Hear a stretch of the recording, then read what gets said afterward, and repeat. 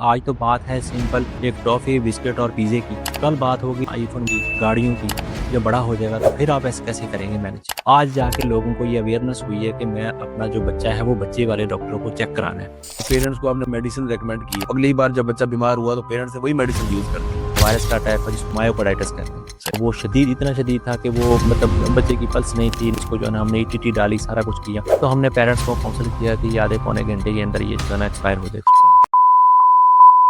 जो बच्चे वैक्सीनेटेड हैं उनके अंदर इन 12 डिजीज का इफेक्ट कम आता है। हमारी सोसाइटी के अंदर जो मेल न्यूट्रिशन जिसको कहते हैं, सोकड़ा कहते हैं, या ग़िज़ाई किल्लत के शिकार बच्चे हमारी सोसाइटी में बहुत ज़्यादा हैं। बच्चों के लिए नींद कितनी इंपॉर्टेंट है? हमारे जो अडल्ट का 80% जो दिमाग है पहले 2 साल के अंदर ग्रो कर जाता है। जितना ज़्यादा सोता है बच्चा उतना ज़्यादा उसका ब्रेन का ग्रोथ हो रही है। बहुत सारी चीज़ें जो मैं लोगों को नहीं बता सकता डायरेक्ट, वो आपके चैनल के थ्रू हमारी जो पब्लिक के साथ जाएंगी, उससे उनको लोगों को फ़ायदा होगा। इसको कंटिन्यू रखें। आपका काम मैं समझता हूँ कि बड़ा अप्रिशिएटेबल है।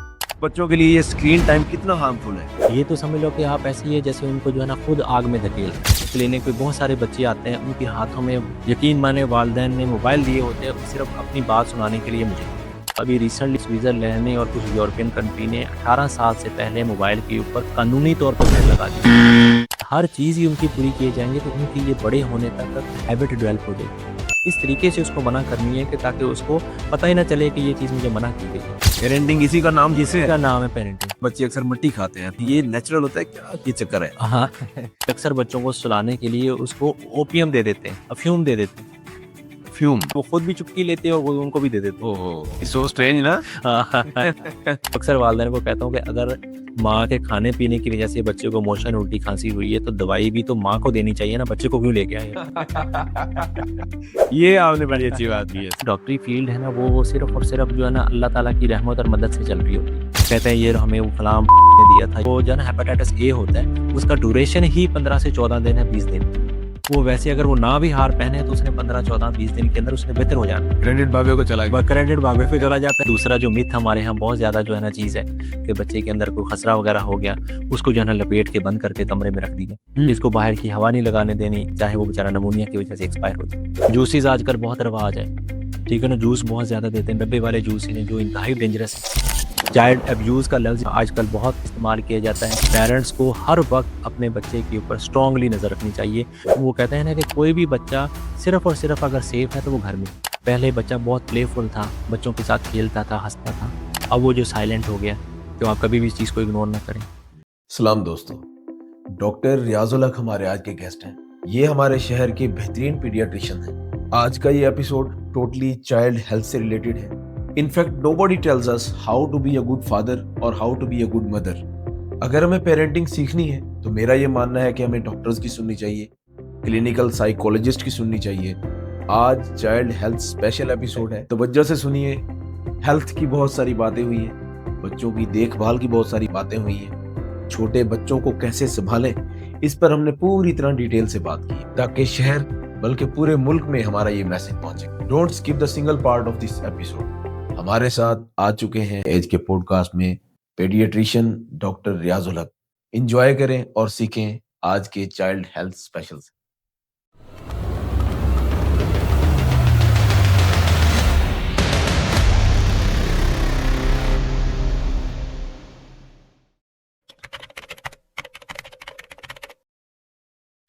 Every parent loves their child.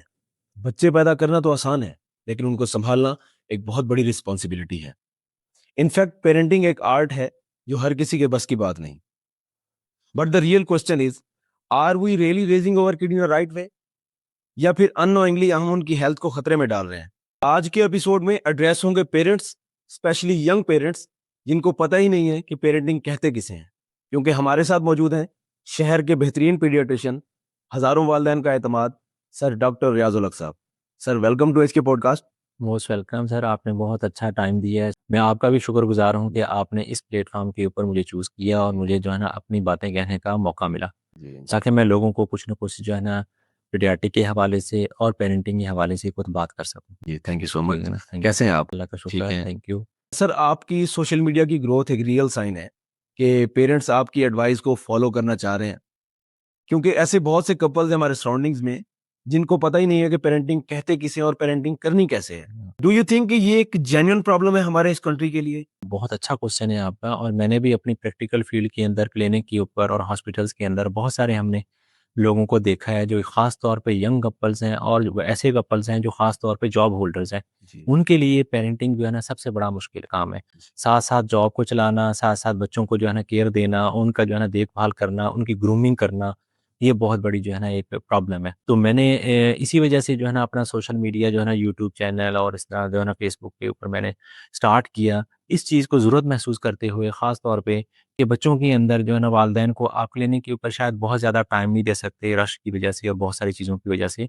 तो मैंने कहा कि अपनी जो जनरल चीज़ें हैं, जो मेजर चीज़ें जो हमारे पेरेंट्स, यंग पेरेंट्स हैं या चिल्ड्रन जो बच्चे फेस करते हैं, उनको मैं बता सकूँ। जी, तो इसी वजह से मेरा ख़्याल है कि शायद को बहुत सारे लोगों ने इस चीज़ को पसंद भी की है, और काफ़ी चीज़ें इससे बेहतर जो है ना लोगों ने पॉज़िटिव फ़ीडबैक दिए। जी। हाँ। सर आपकी पीडियाट्रिशियन फील्ड है और आपका डेली बहुत से पेरेंट्स के साथ वास्ता पड़ता है।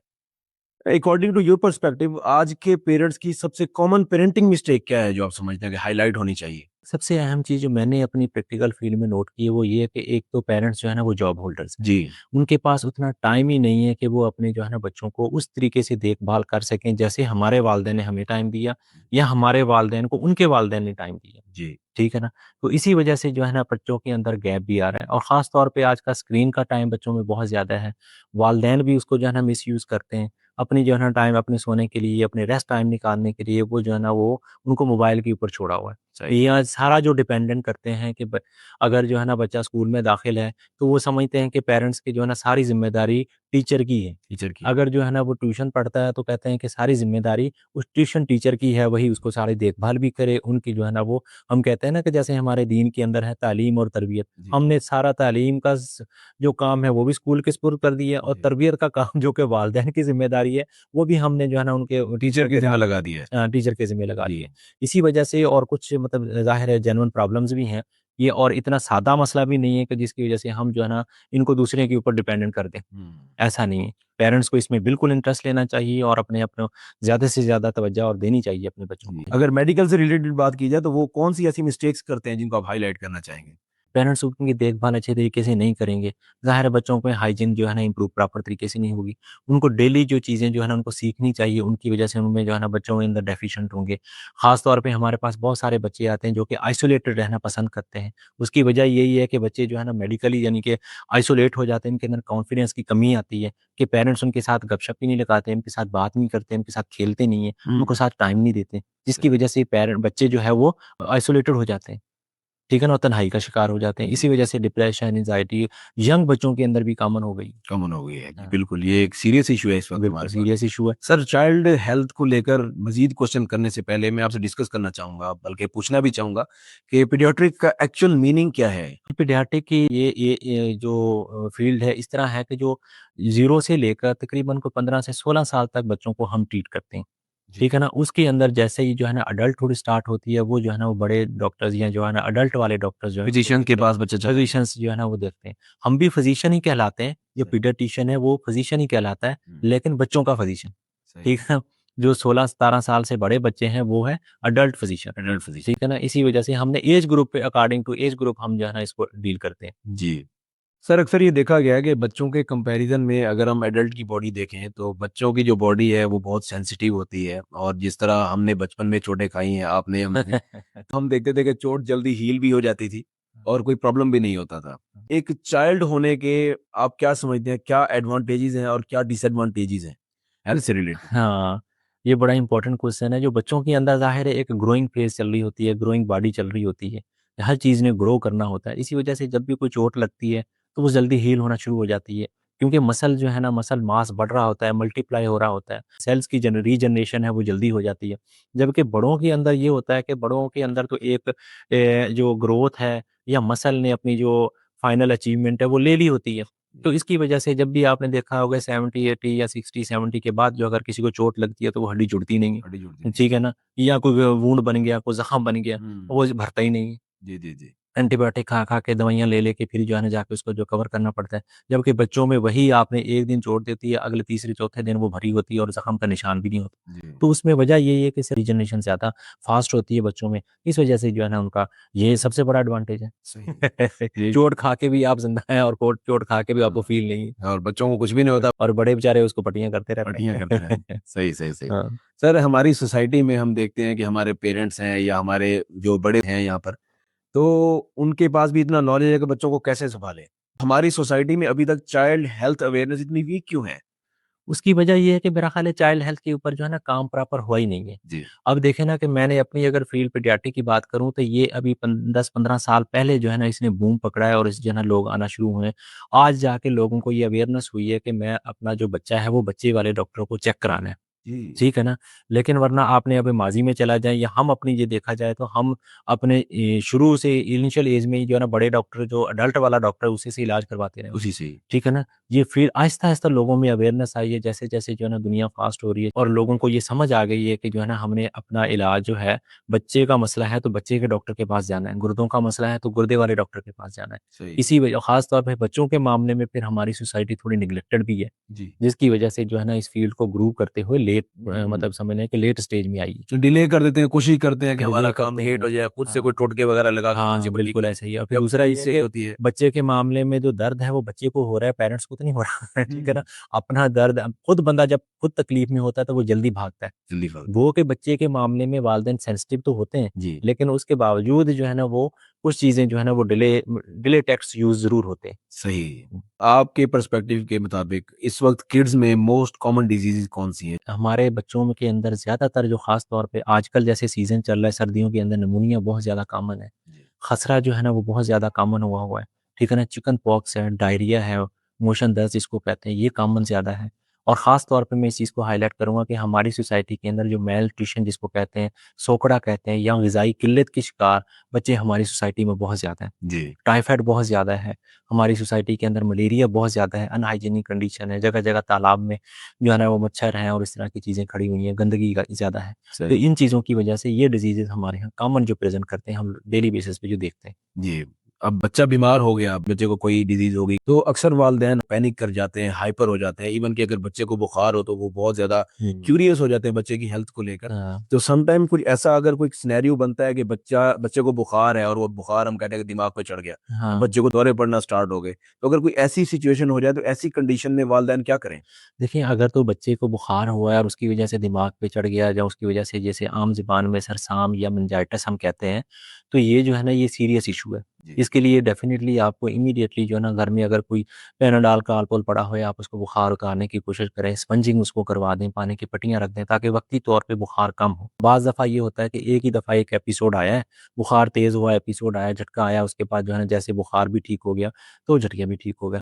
लेकिन अगर झटका ज़्यादा आ रहा है तो फिर जो है ना आपको डेफ़िनिटली इमरजेंसी में जाना पड़ेगा या करीबी डॉक्टर है उसके पास जाना पड़ेगा। जी। जब तक वो सेडेशन ड्रग नहीं देगा झटके इसको कंट्रोल नहीं होंगे। ऑलमोस्ट तो उसका कितना ड्यूरेशन रहता है इन झटकों का? झटकों का डिपेंड करता है कि इन्फेक्शन की सीवियरिटी कितनी है। जी। ठीक है ना? कुछ होते हैं ऐसे झटके जो बिनाइन होते हैं, वक़्ती तौर पे बुखार आया, 1-2 झटके लगे, बच्चा नॉर्मल हो गया। लेकिन कुछ ऐसी इससे ज़्यादा एडवांस कंडीशन है जिसको मेनिंजाइटिस या सरसाम या गर्दन तोड़ बुखार का नाम देते हैं, तो उसमें तो बाज़ दफ़ा ज झटके जो है ना 24 और 48 आवर तक भी रहते हैं। जी। ऐसी कंडीशन में तो आपको इमीडिएटली अपने बच्चे को लेके इमरजेंसी आना पड़ेगा। सही। हुँ। अक्सर हम बात करते हैं कि बच्चे की इम्यूनिटी बहुत वीक है। हाँ। तो ये इम्यूनिटी क्या है और न्यूबॉर्न्स के लिए इम्यूनिटी किस हद तक मैटर करती है? इम्यूनिटी तो देखें ना हम ना सिर्फ बच्चे के अंदर इवन के बड़े के अंदर इम्यूनिटी का रोल तो बहुत ज़्यादा है। जी। अगर किसी बच्चे की इम्यूनिटी वीक है, कमज़ोर है, तो वो डेफ़िनेटली जो है ना जो जितने भी हमारे इन्फेक्शंस होते हैं, इन्फेक्शन को फ़ाइट ही नहीं कर सकेगा। जी। मतलब ऐसे ही है ना कि जैसे जो है ना सरहद के ऊपर फ़ौज ही ना हो तो दुश्मन हमला करेगा। ठीक है ना? इम्यूनिटी समझ लें कि हमारी फ़ौज है जो दुश्मनों के अगेंस्ट लड़ती है। सही। और दुश्मन हमारे कौन से हैं? जो ऑर्गेनिज़म्स हैं। हुँ। जो जरासीम या मौसम के अंदर वायरस फिर रहे हैं, बैक्टीरिया फिर रहे हैं। हमें खाने-पीने की बाज़ दफ़ा बेहतियाती की वजह से जरासीम अंदर चला गया, तो हमारी इम्यूनिटी अगेंस्ट उसके फाइट करती है। जर्म से लड़ने की ताकत जलने हम से कहते हैं। लड़ने की ताकत को जो है ना हम इम्यूनिटी कहते हैं। इम्यूनिटी कहते हैं। ठीक है ना? समझ लो कि ये हमारी बॉडी के अंदर अल्लाह ताला ने कुदरती तौर पे सोल्जर रखे हैं, हमारी बॉडी को प्रोटेक्ट करने के लिए उन ऑर्गेनिज़्म के खिलाफ जो हमें नुकसान पहुँचाते हैं। ये सोल्जर्स ज़्यादा एडल्ट में स्ट्रॉन्ग रहते हैं या बच्चों में स्ट्रॉन्ग रहते हैं? अब नहीं, अडल्ट में भी होने चाहिए स्ट्रॉन्ग, लेकिन बच्चों में थोड़े से ज़्यादा होते हैं क्योंकि उस टाइम जो है ना उनकी इम्यूनिटी जो है ना बूस्ट कर रही होती है, बॉडी ग्रो कर रही होती है, जी। तो इस वजह से उनके अंदर इम्यूनिटी ज़्यादा होती है। हाँ, अगर कुछ बच्चे डेफिशिएंट होते हैं, उनके अंदर आपने देखा होगा कि रिकरेंट चेस्ट इन्फेक्शन हो रहे हैं, छाती का इन्फेक्शन बार-बार हो रहा है, डायरिया बहुत ज़्यादा लग रहा है या बुखार उनको बार-बार हो रहा है, इस तरह की कंडीशन कुछ बच्चों में हो सही। जाती है। लेकिन हाँ, सीज़नल अगर खाँसी है, मोशन है, दस्त है, उल्टी है, ये तो नॉर्मल हो सकता है, उससे इसका इसका बहुत ज़्यादा इम्यूनिटी का ताल्लुक नहीं है। ताल्लुक नहीं है। हाँ। आपने अभी बात की इन्फेक्शन की, तो ये इन्फेक्शन और एलर्जी में बेसिक डिफरेंस क्या रहता है? इन्फेक्शन तो कोई भी चीज़ हो सकती है। जी। एलर्जी ये होता है कि आपका किसी ख़ास जो है ना वायरस के अगेंस्ट या किसी मौसम की वजह से या कोई जो है ना ऐसे एलर्जीन है जैसे जो है ना धुआँ है, खुशबू है, पाउडर है, मट्टी है, ठीक है ना? इन चीज़ों से कुछ बच्चों को एलर्जी होती है जिसकी वजह से उनको बार-बार चेस्ट इन्फेक्शन हो गया, जिस्म के ऊपर काले लाल रंग के धब्बे पड़ गए या बार-बार जिस्म के ऊपर ख़ारिश कर रहा है, तो ये चीज़ें डेवलप होती हैं। इन्फेक्शन तो बगैर एलर्जी वाले बच्चे को भी हो सकता है, सही। ठीक है? हाँ। तो सर ये इम्यूनिटी को बूस्ट करने के लिए कौन से ऐसे आपके मुताबिक 5 पॉइंट्स हैं जिससे हम बच्चे की इम्यूनिटी को बूस्ट कर सकते हैं? देखिए, इम्यूनिटी को बूस्ट करने का सबसे जो इम्पोर्टेंट चीज़ ये है कि हम उनकी डाइट उनको इम्प्रूव कर सकते हैं। हुँ। ठीक है ना? मदर फीड अगर बच्चा न्यूनेट है, छोटा बच्चा है, तो उसको सबसे जो इम्पोर्टेंट है, इम्यूनिटी को बूस्ट करने के लिए उनकी माँ का जो है ना दूध है। सही। ठीक है ना? Mother feed is important. Time के ऊपर फिर जो है ना वैक्सीनेशन करवाना इम्पोर्टेंट है। फिर उसके बाद साथ-साथ वीनिंग जो है मतलब टाइम के ऊपर उनको दूध के साथ-साथ ग़िज़ा शुरू करना 6 महीने के बाद उनका अच्छा है। अच्छे माहौल में उनको रखना, ये बड़ा इम्पोर्टेंट है। जिसकी वजह से उनकी इम्यूनिटी स्ट्रॉन्ग होगी, खाना-पीना बेहतर होना चाहिए, डाइट अच्छी इम्प्रूव होनी चाहिए, एनर्जी से भरपूर डाइट बच्चे को देनी चाहिए, जिससे उनकी इम्यूनिटी बूस्ट होती है। अगर सर हम कंपैरिज़न करें कि एक ऐसे बच्चे का जो एक लग्ज़री हाउस में पैदा हुआ है हाँ, और एक ऐसे बच्चे का जो बिल्कुल झोंपड़ी में पैदा हुआ है, हाँ, तो हम ये देखते हैं कि जो झोंपड़ी में पैदा हुआ है उसका इम्यूनिटी भी स्ट्रॉन्ग है, जूता भी नहीं पहनता, सर्दी-गर्मियों में घूम भी रहा है, उसको कुछ हो भी नहीं रहा। हाँ, और as compared to other children कि हाँ, उसको हमने एक 5 स्टार रूम में रखा हुआ है, जिसको हर चीज़ अवेलेबिलिटी भी है, लेकिन उसके बावजूद वो बार-बार बीमार हो रहा है। जी। इस कंपैरिज़न को हम कैसे देखें? ये बड़ा अच्छा कंपैरिज़न उसकी वजह ये है कि आप देखा होगा कि जितनी देखें ना वो सोल्जर ज़्यादा स्ट्रॉन्ग होता है जो बार-बार दुश्मन से लड़ता है, उसका एक्सपीरियंस ज़्यादा होता है हुँ। या जो बंदा जो है ना किसी कभी लड़ा ही नहीं है और उसको साथ लड़ाई शुरू हो जाए तो वो ज़्यादा अच्छा लड़ेगा। जिसका एक्सपीरियंस है। ठीक है ना? जिसका एक्सपीरियंस ज़्यादा है। जी। तो ज़ाहिर है जो झोंपड़ी में रहता है वहाँ अनहाइजीनिक कंडीशन भी है। ठीक है ना? अच्छे तरीके से उसको जो है ना डाइट भी नहीं मिल रही, लेकिन उसको इन्फेक्शन भी बार-बार हो रहे हैं। तो अल्लाह ताला ने ये सिस्टम रखा है कि कुछ वायरस के एंगेस या कुछ बैक्टीरिया जब बार-बार आपको अटैक करते हैं तो आपकी बॉडी उन वायरसेस के खिलाफ, उन ऑर्गेनिज़्म के खिलाफ इम्यूनाइज़ हो जाती है। सही। तो इस वजह से जो है ना जितना एक्सपोज़र जो है ना ऑर्गेनिज़्म का होगा, उतनी ही बॉडी आपकी उन ऑर्गेनिज़्म के खिलाफ अगेंस्ट लड़ने की ताकत ज़्यादा बढ़ती जाएगी। सही। ठीक है ना? हाँ, जिस बच्चे को अब जो है ना जैसे आपने बात की कि लग्ज़री में रहता है, तो उसको कभी इन्फेक्शन का जो है ना वो जरासीम आए ही नहीं है। तो इसलिए जो है ना उनकी इम्यूनिटी कमज़ोर होती है। इम्यूनिटी बूस्ट ही उस वक़्त होती है जब कोई अगेंस्ट वायरस आता है उसके अगेंस्ट बॉडी डेवलप करती है। जी। बच्चों की वैक्सीन्स के हवाले से बहुत सी मिथ्स हैं इस वक़्त हमारी हाँ, सोसाइटी के अंदर। तो आप न्यू बॉर्न के लिए कौन-कौन सी वैक्सीन्स जो हैं वो रिकमेंड होती हैं और इनमें ज़्यादा डिले रिस्की क्यों है? हमारे पास जो है ना गवर्नमेंट की तरफ से ईपीआई शेड्यूल है एक्सपेंडेड जो है ना प्रोग्राम वैक्सीनेशन का, जिसके अंदर हम तकरीबन जो है ना 12 वैक्सीनेशन जो है ना बच्चे को लगाते हैं जो कि 12 डिजीज़ेज़ के अगेंस्ट जो है ना लड़ती हैं। सही। ठीक है ना? जिसके अंदर जो है ना टीबी है, जिसके अंदर जो है ना पोलियो है, जिसके अंदर जो है ना तशंज है, टेटनस है, ठीक है ना? टाइफाइड जो है ना फ़ीवर है, खसरा है, ठीक है ना? रूबेला है और जो है ना निमोनिया है, एच इन्फ्लुएंज़ा है और ये सारी जो डिजीज़ेज़ हैं, जिनके अगेंस्ट जो है ना 12 टाइप की वैक्सीनेशन है। समझ और हमेशा जो है ना इनको टाइम के ऊपर जैसे 0 डेज़ के ऊपर लगाते हैं, फिर उसके बाद 6 हफ्ते के ऊपर लगाते हैं, फिर उसके बाद 14 वीक के ऊपर हम इसको देते हैं, फिर उसके बाद 9 महीने के ऊपर वैक्सीनेशन लगती है, फिर 15 महीने के ऊपर वैक्सीनेशन लगती है। तो ये पूरा जो है ना गवर्नमेंट की तरफ से एक दिया हुआ शेड्यूल है, हुँ। जिसके ऊपर हर बच्चे को जो है ना वो लगानी चाहिए वैक्सीनेशन और वैक्सीनेशन सेंटर जाके इन डिजीज़ेज़ के अगर हम नहीं लगाएँगे तो इन डिजीज़ेज़ के खिलाफ जो हमारी इम्यूनिटी है बच्चे की वो वीक होगी। सही। ठीक है ना? बार-बार इन ऑर्गेनिज़्म का अटैक होगा और बच्चे जो है ना वो ज़्यादा सफ़र करेंगे। जी। तो इसलिए अगर इनको डिले करेंगे तो डिले करने का मकसद ये है कि भई आप अब उस तरीके से बच्चे को इम्यूनाइज़ ही नहीं कर रहे हैं। सही। ठीक है ना? उसका बच्चे किसी वक़्त भी इन्फेक्शन हो सकता है। तो कभी भी जो है ना वैक्सीनेशन को डिले नहीं करना चाहिए। टाइम के ऊपर लगानी चाहिए ताकि बच्चे की इम्यूनिटी टाइम के ऊपर ग्रो करे और टाइम के ऊपर उसको इन 12 डिज़ीज़ेज़ के अगेंस्ट तो कम से कम हम उसको बचा सकें।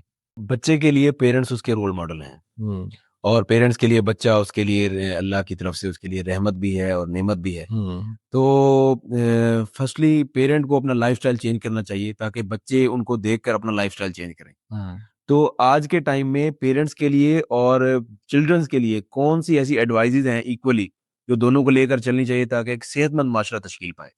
उसमें ये है कि मैं समझता हूँ कि जो ख़ास तौर पे जब तक बच्चा जो है ना अडल्टहुड में नहीं जाता, 14-15 साल का नहीं जाता, तो उससे पहले जो उसके जो वालिदैन हैं ना, उसके लिए रोल मॉडल है। जी, ठीक है ना? उनकी शख्सियत से जो भी बच्चा सीखता है, अपने वालिदैन की शख्सियत से सीखता है। जी, अगर बच्चा जो है ना वालिदैन नमाज़ पढ़ रहा है, वो बच्चे भी नमाज़ पढ़ेंगे। आप उसकी जो ग्रूमिंग है, जिस तरीके से चाहें आप उसकी कर सकते हैं। कैसे ग्रूमिंग करेंगे हम? हम ज़्यादा से ज़्यादा उनके साथ टाइम स्पेंड करेंगे, अच्छी चीज़ों की तरफ उनको रग़बत देंगे, बुरी चीज़ें या गलत चीज़ें हैं उनको हम उसको जो है ना वो उनको मना कर सकते हैं, ठीक है ना? मना करें या उनको उनके साइड इफ़ेक्ट बताएँ। डायरेक्ट कभी भी इसी एज के अंदर बच्चे को अगर किसी चीज़ से मना करेंगे, वो कभी भी जो है ना उसको मना नहीं होगा, जी, ठीक है ना? मना नहीं होगा बल्कि उसके अगेंस्ट रेजिस्टेंस शो करता है। सही, बल्कि आपने उनको वो चीज़ें वो जो आपको अच्छी लगती हैं वो करना शुरू कर दें, बच्चा भी वही करना शुरू कर देगा। सही, ठीक है ना? कभी बच्चे की जो पैसिव जो है ना लर्निंग होती है इस एज के अंदर, उसका दिमाग इतना मैच्योर ही नहीं होता कि वो एक्टिव लर्निंग को एडजस्ट कर सके। सही, एक्टिव लर्निंग होती है मतलब 12, 14, 15 साल के बाद जाके। उससे पहले जो बच्चा है वो वही करता है जो पैसिव लर्निंग है। जो सर में होता है तो वही उसको अडॉप्ट करता है।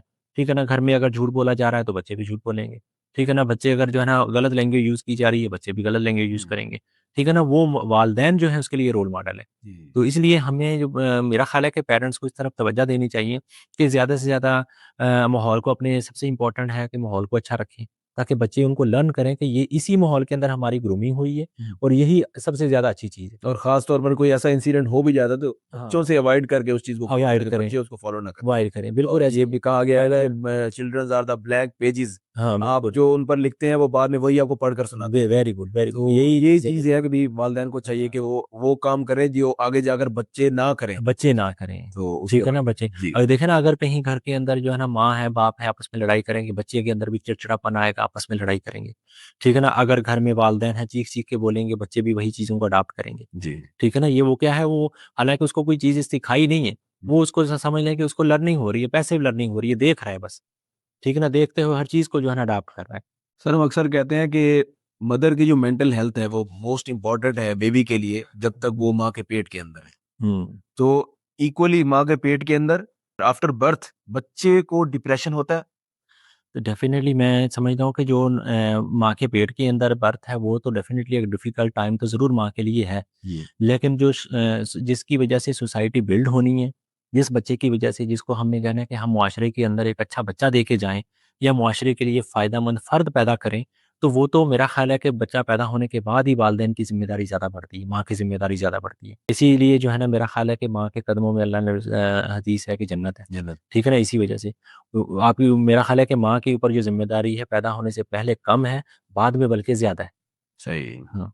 जब अगर बच्चे को आप एनवायरनमेंट अच्छा नहीं देंगे, उनकी ग्रूमिंग अच्छी नहीं होगी, हर वक़्त जो है ना लड़ाई-झगड़ा होगा, हर वक़्त जो है ना प्रॉपर तरीके से इसको मैनेज नहीं किया जाएगा, उसकी चीज़ों को देखा नहीं जाएगा, बच्चे को अच्छा एनवायरनमेंट नहीं देंगे, तो बच्चा डेफ़िनिटली एंग्ज़ायटी, डिप्रेशन का शिकार होना है। हुँ, और हमारे पास बहुत सारे बच्चे जो आते हैं, तकरीबन 11-12 साल के बच्चे भी डिप्रेशन, एंग्ज़ायटी और आइसोलेटेड इस तरह की कंडीशन के साथ प्रेज़ेंट करते हैं। हुँ। Are they able to express the depression? Definitely छोटे बच्चे न्यूबॉर्न हाँ। वगैरह 2-3 साल से लेके 7 साल तक। नहीं, इस एज के अंदर डिप्रेशन तो हम नहीं कह सकते और बहुत सारी जो मेंटल लेवल के साथ डिज़ीज़ेज़ हैं। जी। ठीक है ना? जो बाय बर्थ भी हो सकती हैं, मेबी जो है ना वो बाद में जो रिक्वायर्ड भी हो सकती हैं। माहौल अच्छा नहीं मिला जिसकी वज़ह से बच्चों के अंदर परेशानी वग़ैरह हो हम ये सकती है। कह सकते हैं कि डिप्रेशन होता है लेकिन they are not able to express. Definitely वो हाँ, बता नहीं बिल्कुल सकते ऐसा कि ही है। क्या वीकनेसेस हैं, वो बिल्कुल किसी और ऐसा तरह ही है। से उसको बिल्कुल ऐसा ही है। आज के टाइम में बहुत से पेरेंट्स ब्रेस्ट फीडिंग को बहुत सिंपल समझते हैं। ये बच्चों के लिए कितनी पावरफुल और नेचुरल फीडिंग है। ये बहुत ज़्यादा इम्पोर्टेंट है। मैं समझता हूँ कि ब्रेस्ट फीडिंग जो है ना अल्लाह ताला ने ऐसे नहीं कहा कि 2 साल तक जो है ना माँ अपने बच्चे को दूध पिलाए। जी, ख़ास तौर पे मेडिकली तो ये है कि 2 साल तक तो लाज़मी पिलाना है, लेकिन 6 महीने तक तो आपने लाज़मी पिलाना है। जी, ठीक है ना? 6 महीने तक कोई भी टॉप फीड, कोई फ़ॉर्मूला मिले, कोई गाय, भैंस, बकरी का दूध आपने नहीं पिलाना बच्चे को। सही। ठीक है ना? माँ को कभी भी ये पिलाना नहीं चाहिए।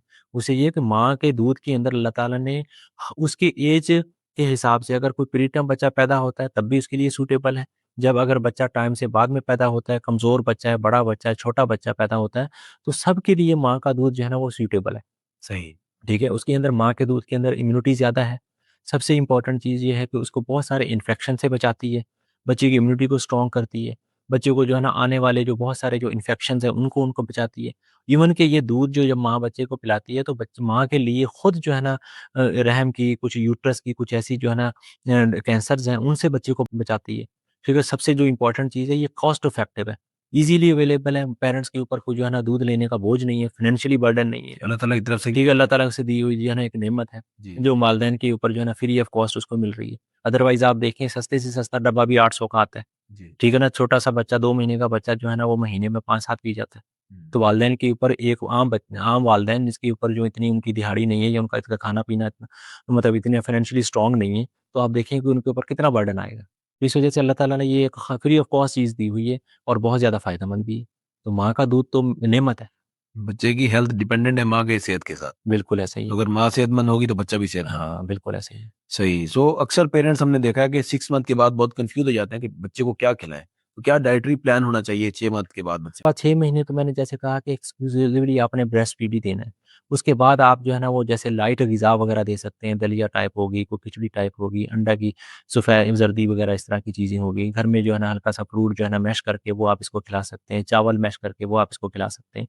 ये चीज़ें सॉलिड चीज़ें हैं जो दिन में कम से कम 2 से 3 बार आपने दूध के साथ आपने एडजस्ट करनी है, ताकि उसकी जो ग्रोथ है, उसको जो एनर्जी है वो ज़्यादा मिले और बच्चे की जो उनको जो प्रोटीन्स, कार्ब्स जो है ना जो पैसेज ऑफ टाइम दूध में कम होती जा रही है, वो बाहर से आप उसको दें, ताकि बच्चे की ग्रोथ स्ट्रॉन्ग हो और अच्छा वेट गेन करे। और इसके अलावा कौन सी ऐसी चीजें जिनसे अवॉइड भी करें? डेफ़िनेटली वाइट के लिए तो बहुत सारी चीज़ें जो आजकल सोसाइटी में हमें देखी है।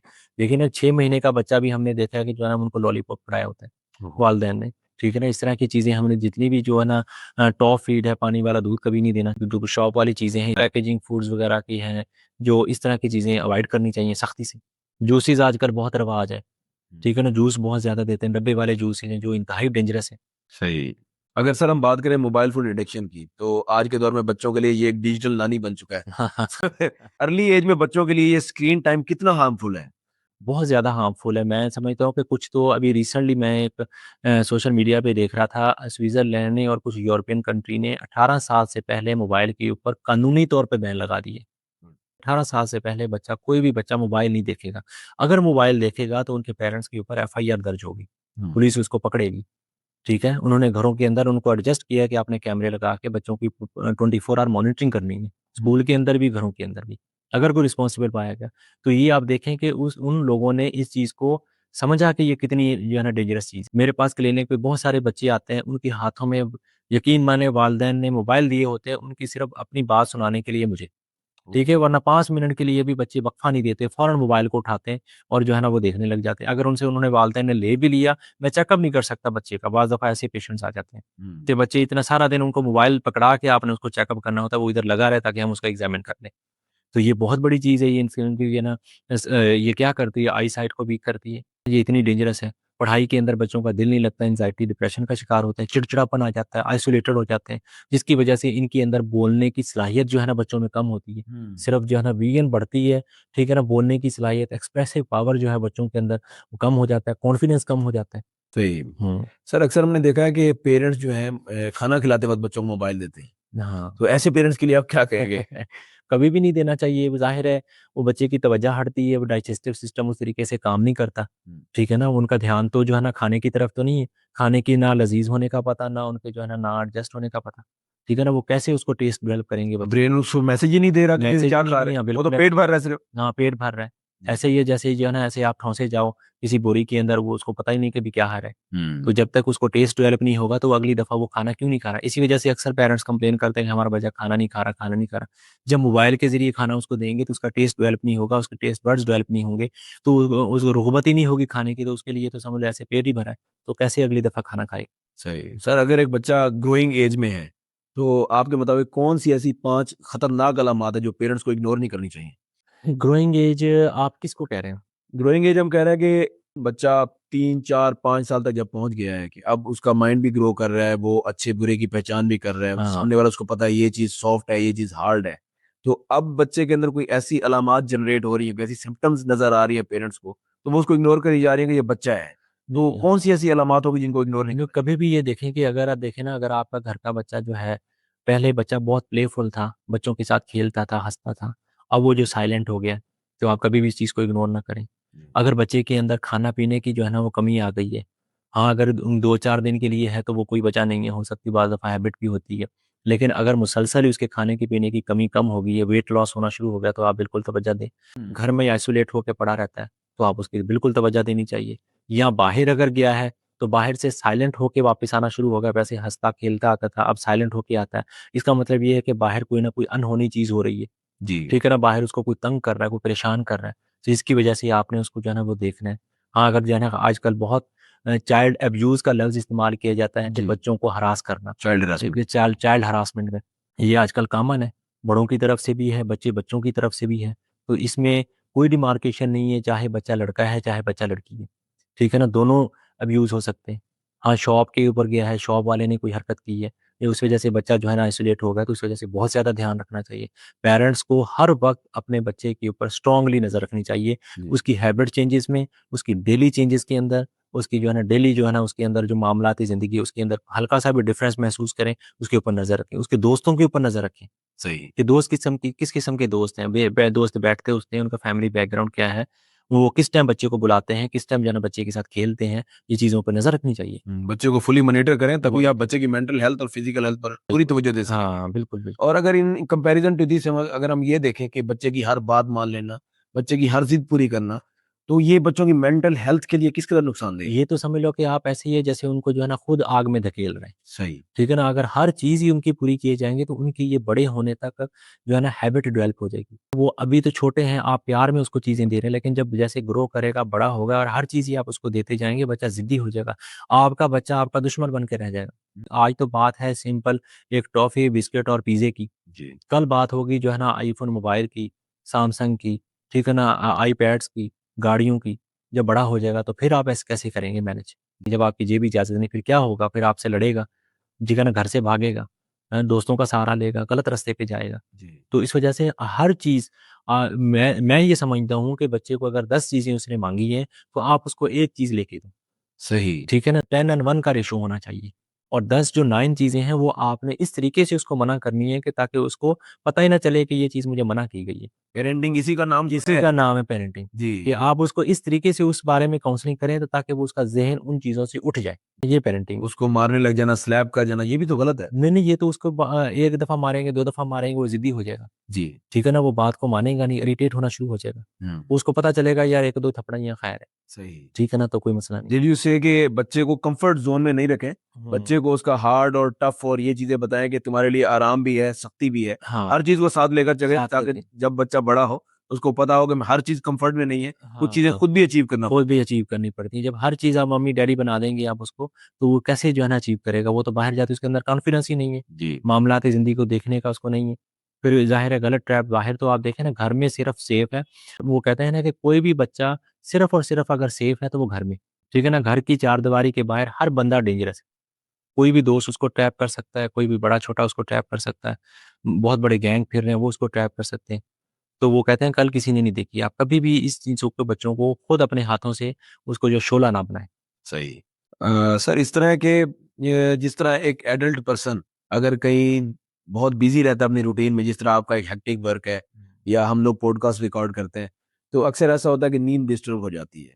तो हम अपना काम स्टेबल होकर नहीं कर सकते। बच्चों के लिए नींद कितनी इंपॉर्टेंट है? न्यूबॉर्न के लिए as well as growing age 2, 3, 4, 5 year, 6 year? हाँ, देखें बच्चे जो छोटे बच्चे हैं उनके अंदर जो नींद है ना वो बड़ी इम्पोर्टेंट है, वो वैसे भी वैसे ज़्यादा होती है। जो न्यूबॉर्न है कम से कम 15 से 18 घंटे उसकी नेचुरल नींद है। हुँ। अक्सर बच्चे कंप्लेन हमारे पास वालिदैन आते हैं कहते हैं डॉक्टर साहब सारा दिन सोया रहता है। तो ज़ाहिर है उसकी नींद ही 15 वो से 18 नेचुरल है। घंटे वो नेचुरल है और उसको जो है ना वो क्योंकि जितना ज़्यादा सोता है बच्चा उतना ज़्यादा उसका ब्रेन का ग्रोथ हो रही होती है। सही। कम्फर्ट ज़ोन में रहता है तो बच्चे की ग्रोथ ज़्यादा होती है। इस वजह से आपके हमारे जो अडल्ट का 80% जो दिमाग है पहले 2 साल के अंदर ग्रो कर जाता है। हुँ। तो नींद इतनी इम्पोर्टेंट है। लेकिन जैसे बड़े बच्चे होते हैं उनकी नींद थोड़ा-सा कम हो जाता है जैसे हम बड़े लोग हैं, ठीक है ना? बड़े जो हैं उनका जैसे करीबन 7 से 8 घंटा नींद करना भी काफ़ी है। लेकिन ये 8 घंटे नींद तो एटलीस्ट पूरी होनी चाहिए हर सूरत 24 घंटे में, सही। ठीक है ना? सर आजकल जिस तरह से वायरल डिज़ीज़ेज़ चल रही हैं, हाँ जी। तो बच्चा मंथ में 1 बार, 2 बार बीमार हो गया तो इतना ज़्यादा परेशानी की बात नहीं है। लेकिन अगर एक बच्चा बार-बार बीमार हो रहा है, तो क्या ये पेरेंट्स के लिए परेशान-कुन है?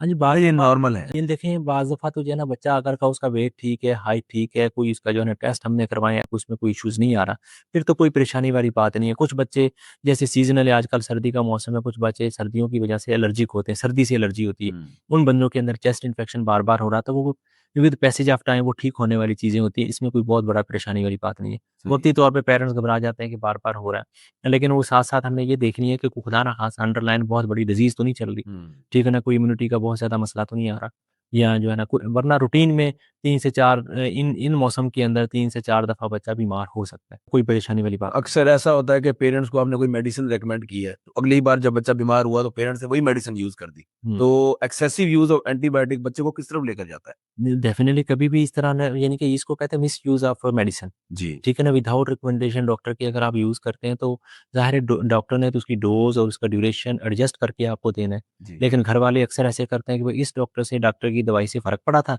वो दोबारा देना शुरू कर देते हैं। हुँ। ठीक है ना? और वो बार हल्का-सा भी सिम्पटम देखते हैं, दोबारा शुरू कर देते हैं। तो डेफ़िनिटली उसकी वजह से बहुत सारी कॉम्प्लिकेशन होती हैं। आपकी सर्विस में आप बहुत सारे केसेस डील करते हैं। अब तक की आपकी सर्विस में कोई ऐसा चौंका देने वाला कोई इंसिडेंट कोई हुआ जो आज आप यहाँ शेयर करना चाहें? नहीं, हाँ, बस मैंने यही देखा कि जो डॉक्टरी फ़ील्ड है ना, वो सिर्फ़ और सिर्फ़ जो है ना अल्लाह ताला की रहमत और मदद से चल रही होती है। जी। इसमें इंसान का जो डॉक्टर का जो अमल दखल है ना, वो बस इतना ही है कि वो ट्रीटमेंट कर रहा है। तो इसी तरीके से मैं आपको कोट करूँ कि मेरी आईसीयू में ड्यूटी थी, उसमें ट्रेनिंग कर रहा था। बच्चा इंतहाई सीरियस कंडीशन में आ गया, ठीक है ना? इंतहाई उसको जो है ना पट्ठों का मसला हुआ था, वायरस का अटैक हुआ जिसको मायोकार्डाइटिस कहते हैं। सही। ठीक है ना? वो शदीद, इतना शदीद था कि वो मतलब बच्चे की पल्स नहीं थी, नब्ज़ नहीं थी, उसको जो है ना हमने ईटीटी डाली, सारा कुछ किया। तो हमने पेरेंट्स को काउंसल किया कि ये आधे पौने घंटे के अंदर ये जो है ना एक्सपायर हो जाएगा। वेंट पे था बच्चा और बिल्कुल उसकी नीला हुआ पड़ा था। इतनी 2-4 घंटे वेंट पे ऊपर रहने के बावजूद भी बच्चे के अंदर वो एक्टिविटी नहीं आई जो आनी चाहिए थी। सही। तो हमने तकरीबन उनको डिक्लेयर कर दिया। लेकिन बाई चांस जैसे मेरी ड्यूटी ऑफ हुई, उसके बाद मैं 24 आवर के बाद गया हूँ, तो माशाअल्लाह बच्चा जो है ना वो वेंट से आउट था। हुँ। ठीक है ना? और बच्चा जो है ना बिल्कुल ऑक्सीजन पे था और नॉर्मल रूटीन था, बिल्कुल पिंक हुआ हुआ था और माशा सारी चीज़ें। सही, तो ये चीज़ें जो है ना इवन कि वो हमारे सीनियर ने भी उनको काउंसल करके जो है ना उनको क्लियर कर दिया था कि बस जो है ना ये बच्चा नहीं बचेगा। सही। तो ये बड़ा जो है ना, और पेरेंट्स का जो है ना वो इकलौता बच्चा था। पेरेंट्स बड़े वरीब थे। तो उस वक़्त तो उनके दिल से जो दुआ दुआएँ निकली निकली वो हुज़ूर, और जो है ना उसने जो है ना मतलब उस वक़्त हमारा भी पुख्ता ईमान हुआ कि अल्लाह ताला किसी मरे हुए को भी ज़िंदा कर सकता है और ज़िंदा को भी मार सकता है। मार सकता है। तो ये मतलब उस वक़्त फ़र्म जो है ना हमें यकीन हुआ कि डॉक्टरी सपोर्ट तो कर सकते हैं, लेकिन किसी को ज़िंदगी और मौत नहीं दे सकता। सही। कोई ऐसा अजीब इंसिडेंट जिसमें आपने देखा हो कि पेरेंट्स ने ये खिला दिया बच्चे को? हाँ, बच्चे ने, हाँ, ये तो रूटीन में हमारे पास अक्सर आते हैं, ख़ास तौर पे हमारे देहात के लोग। हुँ। मैं तो हैरान होता हूँ कि बाज़ दफ़ा जो है ना वो बच्चा अगर सोता नहीं, नींद नहीं करता, जैसे हमारे पास जो है ना जितने ये कच्चे का इलाका है या इस तरह जो बैकवर्ड एरियाज़। बैकवर्ड जगह चोलिस्तान का एरियाज़ है, उनमें अक्सर बच्चों को सुलाने के लिए उसको ओपियम दे देते हैं, अफ़्यूम दे देते हैं। फ्यूम। अफ़्यूम। ओहो! और इस तरह कई दफ़ा हमारे पास बच्चे इमरजेंसी में लैंड किए हैं जो कि मतलब अगर ओपियम ज़्यादा खा ली जाए, अफ़्यूम ज़्यादा खा ली जाए तो बच्चे में रेस्पिरेटरी डिप्रेशन हो जाता है। मतलब हुँ। साँस की तंगी आ गई, बंद हो गया, साँस बंद हो जाता है। इस तरह हमारे पास कई दफ़ा लैंड किए हैं बच्चे। सही। हाँ, अब तो फिर भी कुछ कम हो गया, लेकिन कुछ अरसा पहले ये बहुत कॉमन था। लोगों में अवेयरनेस आई, पेरिफेरी में डॉक्टर चले गए, उन्होंने लोगों को बताना शुरू किया। तो ये चीज़ें जो है ना, इस वज़ह से सोने के लिए लोग अब बड़े नहीं, छोटे भी खाते हैं।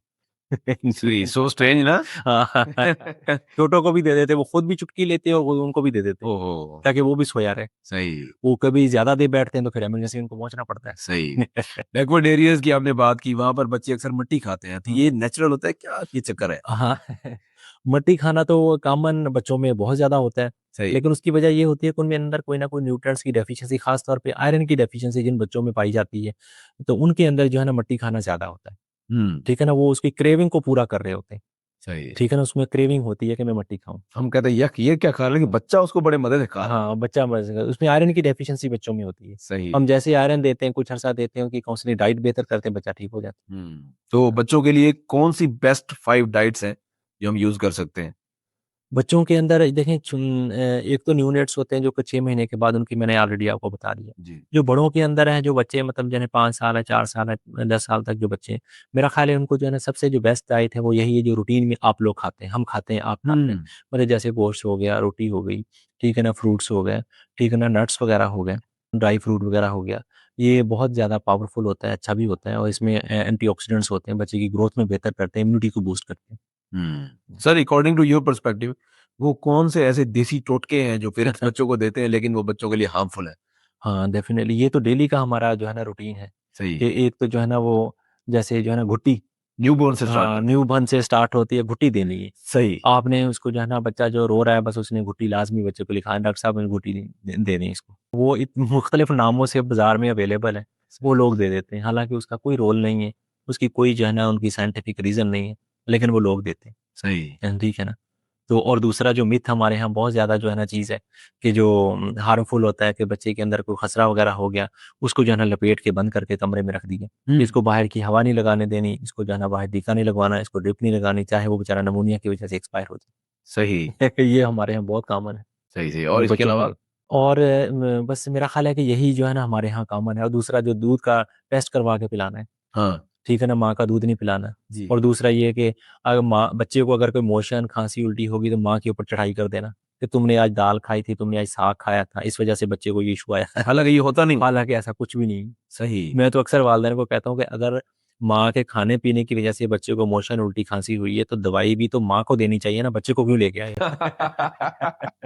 ये आपने बड़ी अच्छी बात की है सही तो अगर उसके खाने के साग खाने से उसका पेट खराब होगा तो माँ की दवाई खाने से भी तो बच्चा ठीक हो क्या जाएगा। ठीक हो सकता है सही तो बच्चे को ड्रिप में क्यों लगवा रहे हो। टीके क्यों लगवा रहे सही सही सही हो। आजकल जिस तरह से विंटर सीजन चल रहा है तो क्या बच्चे को डबल ट्रिपल कपड़े पहनाने से ही उसकी ठंड रुकेगी या कोई और पॉसिबल भी हो सकता है नहीं, बस मेरा ख़्याल है कि कवर तो करना चाहिए बच्चे को, हाँ ठंड है क्योंकि बाहर के हमारे जो शहर के लोग हैं वो तो चलो हीटर चला लेते हैं, इन्वर्टर के अंदर एसी के अंदर हीटर है वो चला लेते हैं, वार्म कर लिया या उनके अंदर बहुत ज़्यादा सहूलतें होती हैं। लेकिन बाहर जो देहात में हैं उनके अंदर सवाए बेचारों के पास कपड़े या जो है ना वो चूल्हा जला के या जैसे वो लकड़ियों की गरमाइश है वो देते हैं। सही देनी चाहिए, कवर करना चाहिए, लेकिन बहुत ज़्यादा अनड्यू लपेटना नहीं चाहिए, टाइट कपड़ा नहीं होना चाहिए। सही ठीक है ना? टाइट कपड़े से उसकी साँस की तंगी आती है बच्चे को। वो अनकम्फर्ट फ़ील करता है।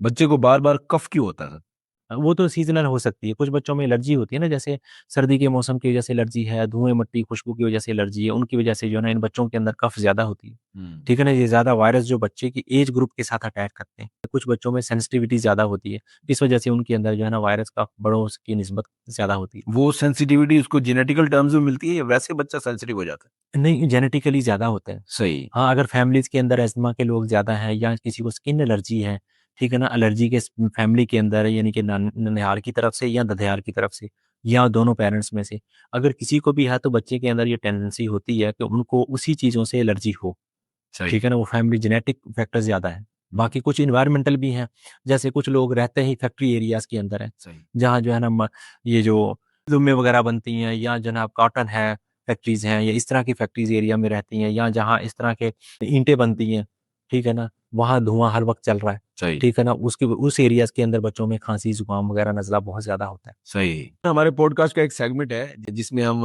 आपसे आपकी फील्ड से रिलेटेड मिथ्स और फैक्ट डिस्कस करेंगे आपने मैं आपको दो ऑप्शन दूंगा आपने उसमें से एक सिलेक्ट करना है और उसकी एक रीजन भी देनी है कि अगर ये चीज मिथ है तो क्यों है हाँ, हाँ। फैक्ट है तो क्यों है हम स्टार्ट करें सर हाँ, बिल्कुल करें। जी कहा जाता है कि दूध ना पीने वाला बच्चा कमजोर रहता है is hmm, this a myth और फैक्ट मिथ।